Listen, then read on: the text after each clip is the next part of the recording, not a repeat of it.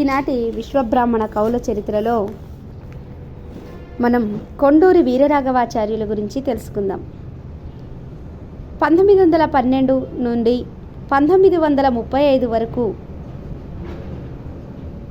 జీవించినటువంటి కొండూరి వీరరాఘవాచార్యుల యొక్క సాహిత్య ప్రస్థానము, బహుముఖ సాహితీవేత్తగా, శిల్పకళ విశారదుడిగా పేరు పొందినటువంటి కవి శ్రీ కొండూరి వీరరాఘవాచార్యులు. దాదాపుగా 65 సంవత్సరాలు శిల్ప సాహిత్య తత్వజ్ఞానమునకు సేవాంకితం చేసినటువంటి గొప్ప కవి. 35 సంవత్సరాలకు పైగా పద్య, గద్య, విమర్శ, సమీక్ష అనేటటువంటి ప్రక్రియల్లో రచనలు సాగించి వాసికెక్కినటువంటి కవి కొండూరి వారు. కాశీ, అయోధ్య నుండి వెలువడేటటువంటి సంస్కృత పత్రికల్లో శ్లోకాలు, కావ్యాలు రాశారు కొండూరి వీరరాఘవాచార్యులు. 1938లో విద్యాధూరిణి అనేటటువంటి బిరుదుతో అయోధ్య సంస్కృత పరిషత్ సత్కరించింది.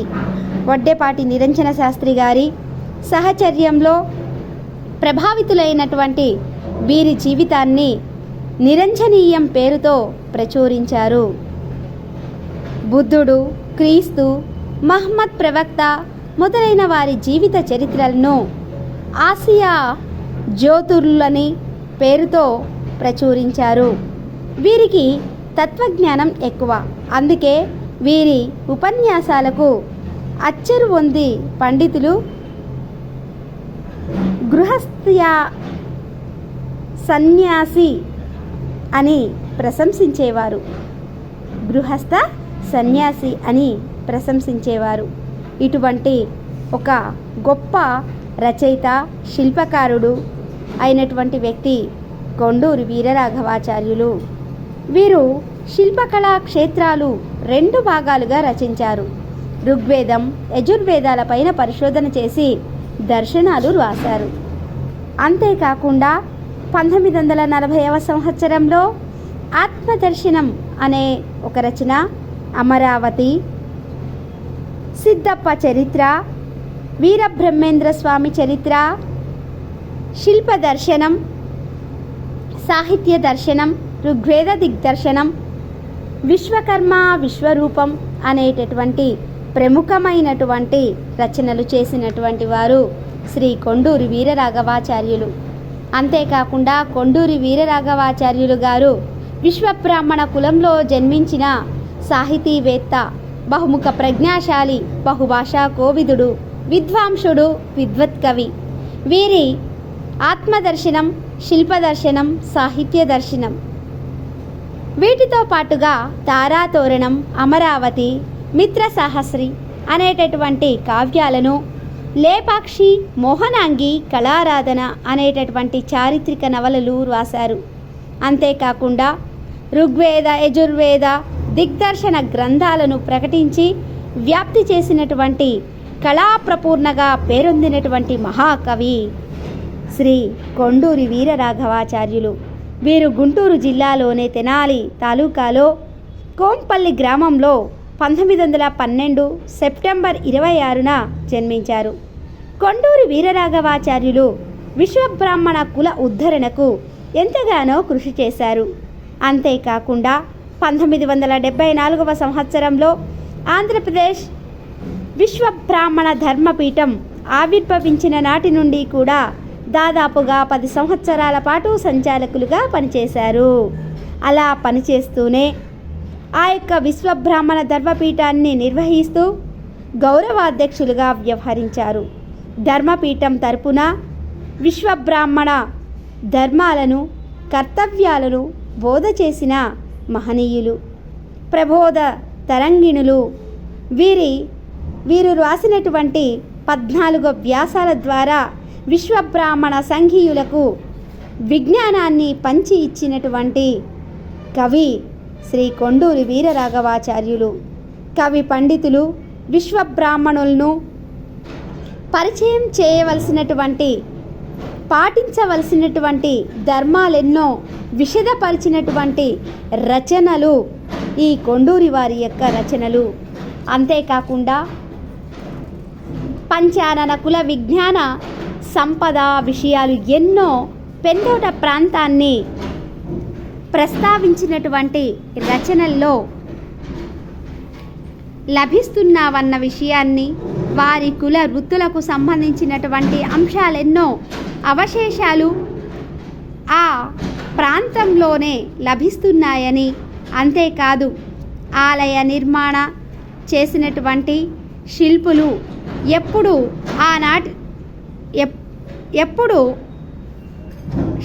ఎప్పుడూ కూడా ఆనాటి నుండి ఈనాటి వరకు ఎక్కడ తన పేర్లను ప్రస్తావించలేదు. ఒక శిలాశిల్పే కాదు, పంచశిల్పులు ఎవ్వరూ కూడా తమ పేరును ప్రకటించలేదు.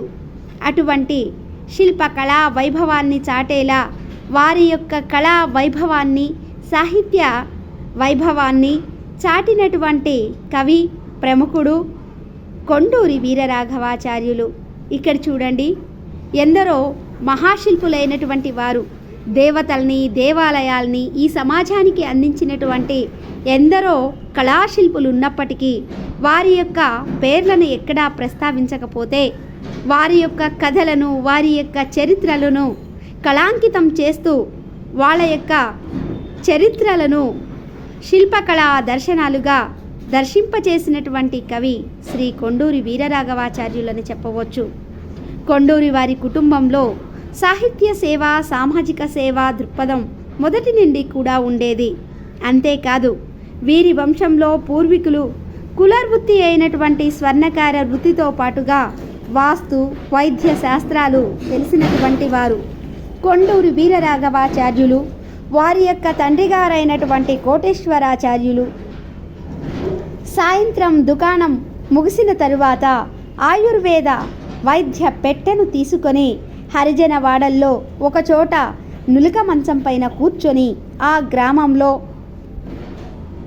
ఆ వాడలలో అనారోగ్యంతో ఎవరైనా అక్కడికి వచ్చినట్టయితే తమ యొక్క బాధను చెప్పుకుంటే వైద్యం చేసి మందులిచ్చేవారట. ఆ తరువాత ఇంటికొచ్చి స్నానం చేసి దైనందిన కార్యక్రమాలు చేసేవారట. ఇక మడి సాంప్రదాయం ఉన్నటువంటి కాలంలో వీరి వంశీయులు సామాజికమైనటువంటి అవసరాన్ని గుర్తించి తమ యొక్క ప్రతిభను, విద్యను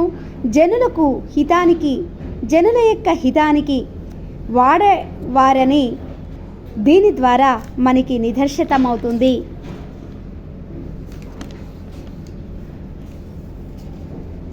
కొండూరి వీరరాఘవాచార్యులు తన శిల్పకళా దర్శనము సందర్భానుగుణంగా విశ్వబ్రాహ్మణ కులవృత్తులైన లోహ, దారు, తామ్ర, కాంస్య, శిలాశిల్ప, స్వర్ణశిల్ప వృత్తులని గురించి అనేకమైనటువంటి విషయాలను అద్భుతంగా వర్ణించారు. అంతేకాదు పద్యకావ్యమైనటువంటి అమరావతి అనేటటువంటి కావ్యంలో శిల్పకళా రసజ్ఞతతో పాటుగా కవికి ఆంధ్ర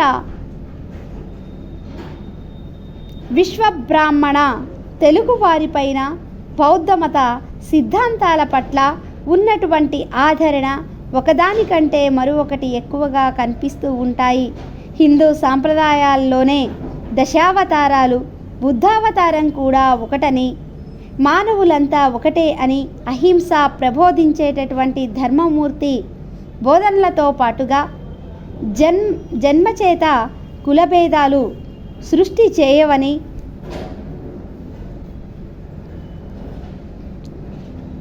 కృత్రిమమైనటువంటి జాతి నిర్దేశకులకు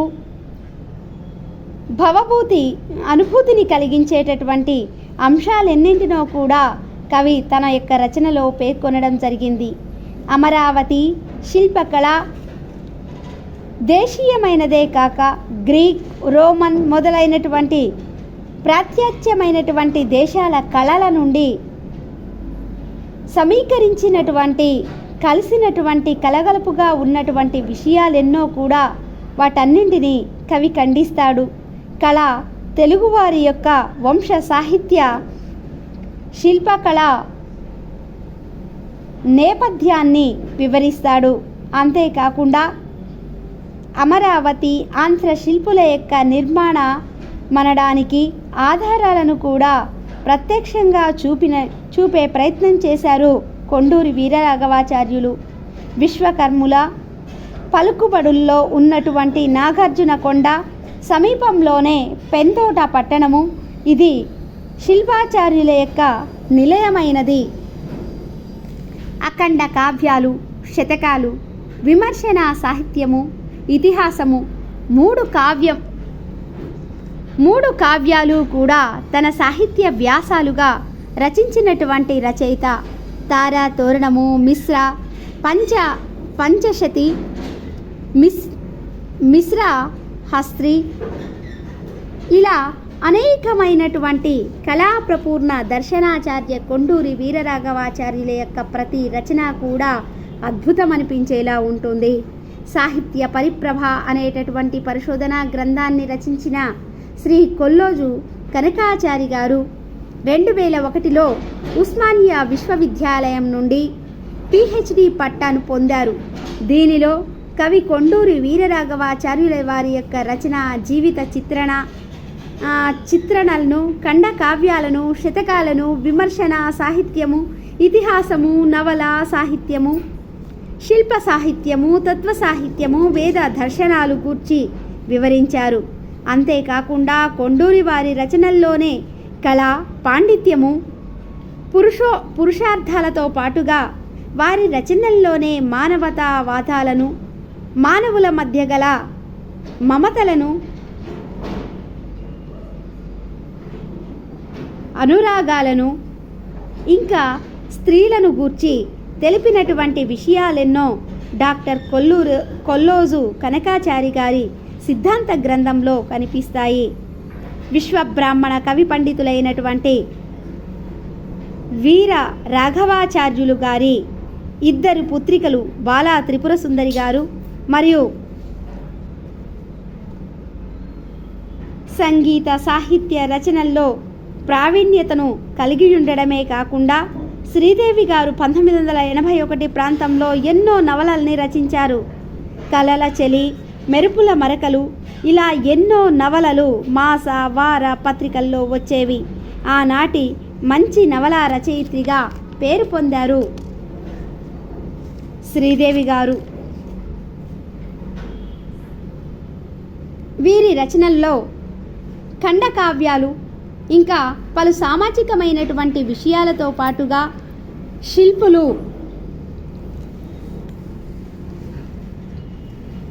యావత్ భారతదేశానికి తమ యొక్క శిల్పకళలో కూర్చినటువంటి అందాన్ని, శోభను అనేకమైనటువంటి చోట్ల ప్రస్తావించారు శ్రీ కొండూరి వీరరాఘవాచార్యులు.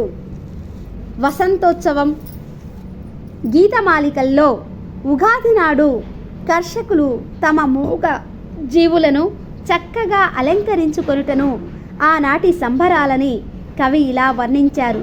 హలము సంధించి కోడెల నంటగట్టి భరత భాగ్యము పండించు పైరులందు ఉదయ కుంకుమానోముల నొనరు వట్టి 5 వల కోస మింటింటి కరుగుచున్న కన్నె మిన్న లేడిరని కలికిత నువ్వు టంట మిగురొత్త వీధుల నడురుచుండిరి. ఇక్కడ చూడండి, ఎంతో చక్కగా ఆనాటి పల్లె వాతావరణాన్ని, అక్కడ ఉన్నటువంటి స్త్రీలను, కుంకుమ తీర్చినటువంటి వారి ముఖాలను, అక్కడ ఉన్నటువంటి కోడెలను, ఇలా ప్రతిదీ కూడా అద్భుతమైనటువంటి రమణీయమైనటువంటి పల్లె జీవితాన్ని కన్నులకు కట్టినట్టుగా కవి వర్ణించిన తీరు అద్భుతము. అంతేకాకుండా గోమాతల యొక్క పూజ మన తెలుగువారి యొక్క సాంప్రదాయము. బిడ్డొచ్చిన వేళ, గొడ్డొచ్చిన వేళ అనేటటువంటి సామెతలు గుర్తుకు తెస్తూ ఉంటాయి.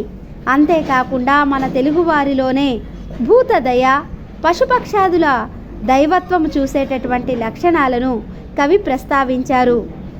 కవి నిరంతరము కూడా ఈ యొక్క ప్రకృతిని, పల్లెని స్మరించటము అనేటటువంటిది అద్వితీయమైనటువంటి కవిని చిరస్మరణీయునిగా చేసినటువంటి ప్రస్తావనలుగా చెప్పవచ్చు. ఇక ఆ గృహ ప్రాంగణమున